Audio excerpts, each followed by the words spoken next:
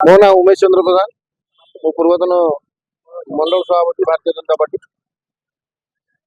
आज लोकसभा चलता समय महामहिम राष्ट्रपति द्रौपदी मुर्मू तांकर जो अभिभाषण रखी उत्कृष्ट हुई आमर कांग्रेस अध्यक्षा सोनिया गांधी कटु मंतव्य देइथिबारु आमे आज समस्ते भारतीय जनता पार्टी कार्यकर्ता आज मर्माहत होइछु एवं घोर निंदा करुछु।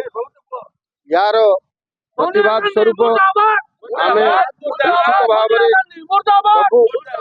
राजरास्ता को दरकार पड़े राजरास्ता को ओह्लैबु यार दृढ़ निंदा करूँ एवं या सोनिया गांधी ये कथा को नहीं जदि क्षमा प्रार्थना न करती ताले आमे भविष्य में राजरास्ता को ओह्लैबु। सोनिया गांधी मुर्दाबाद मुर्दाबाद मुर्दाबाद।